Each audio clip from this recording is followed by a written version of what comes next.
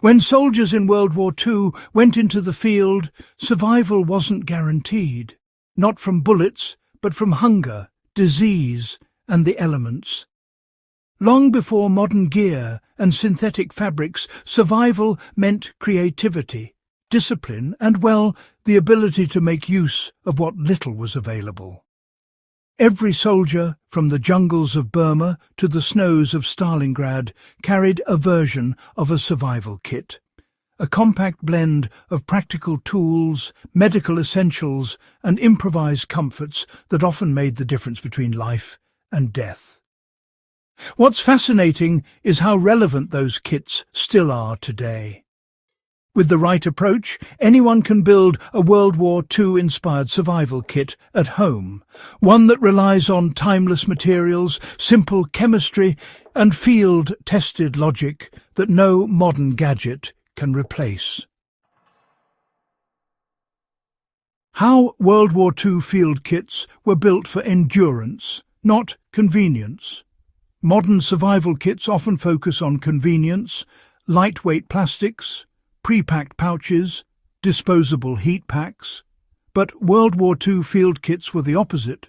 They were built for endurance.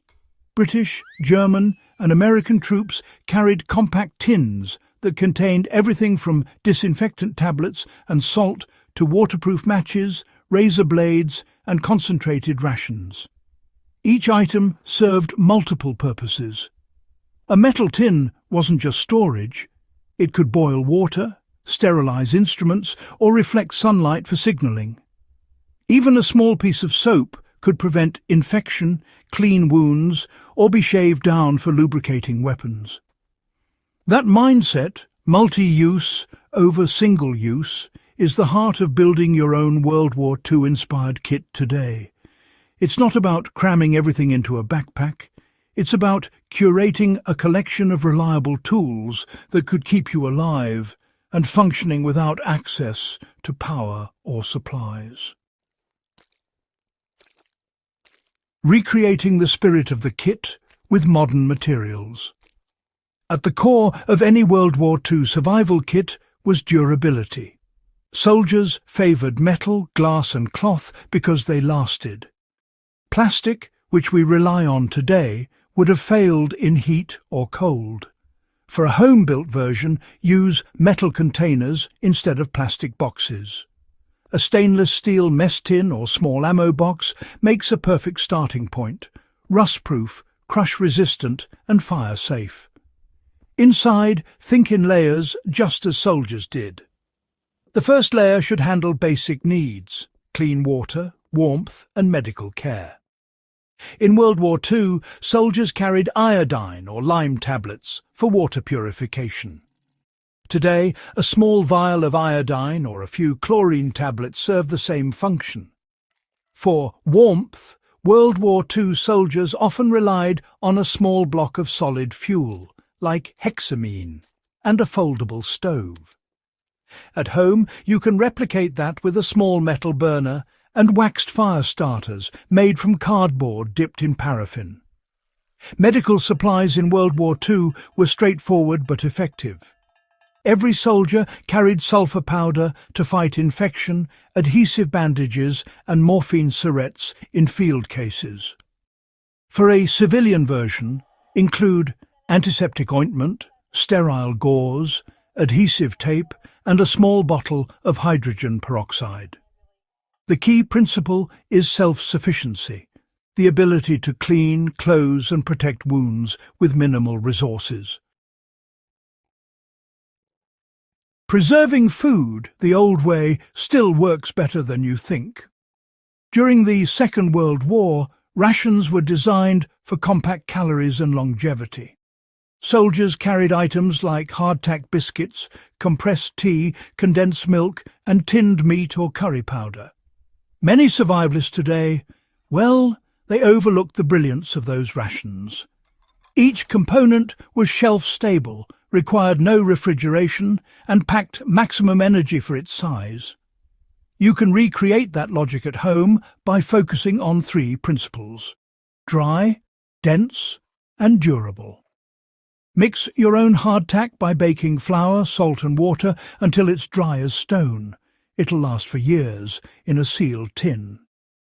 Add small packets of instant coffee, salt and sugar for morale and energy. A small tin of fat, like ghee, lard or even bacon grease sealed in wax paper, serves as both a cooking base and emergency calorie source, just as soldiers used to carry. Curry powder and chili flakes weren't luxuries.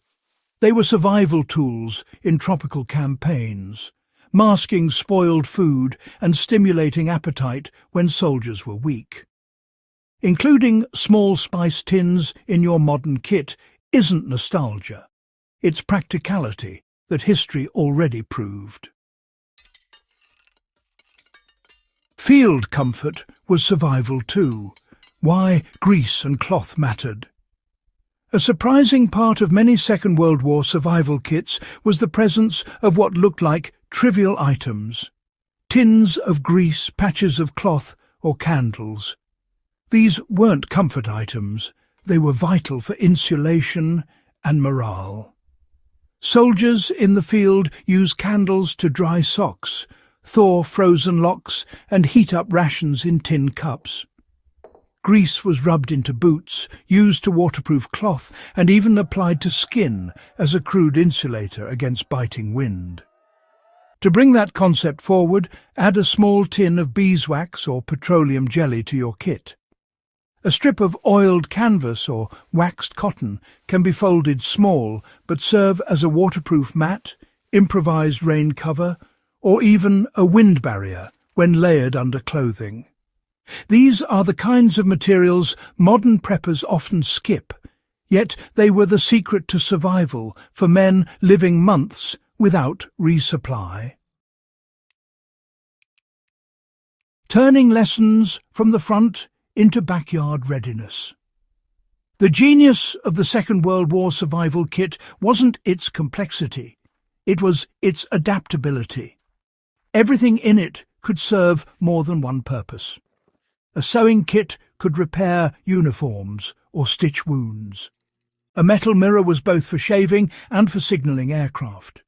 That same mindset can be applied today, whether you're camping, homesteading, or preparing for emergencies.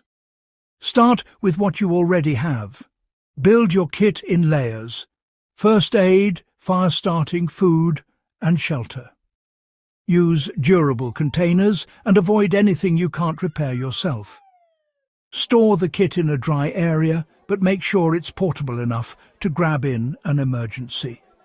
If you live in a cold region, include insulation items, waxed cloth, matches, and grease. In warmer areas, focus on water purification and salt tablets. What made these Second World War kits legendary wasn't just the items. They were proof of human ingenuity under pressure. Soldiers used what they had and made it work. That mindset, adapt, improvise, preserve, is the foundation of every reliable survival system. The forgotten logic of survival still applies today. When you build your own Second World War-inspired survival kit, you're not just preparing for an emergency, you're preserving a legacy of resourcefulness that shaped generations. Every tin, every tool, every improvised ration represents lessons paid for in hardship and endurance. History has already tested these methods in the harshest conditions imaginable. If they worked for men facing the jungles of Burma or the snows of Norway, they'll work for you too. Because survival has never been about comfort. It's about preparation, discipline, and respect for the knowledge that got us here.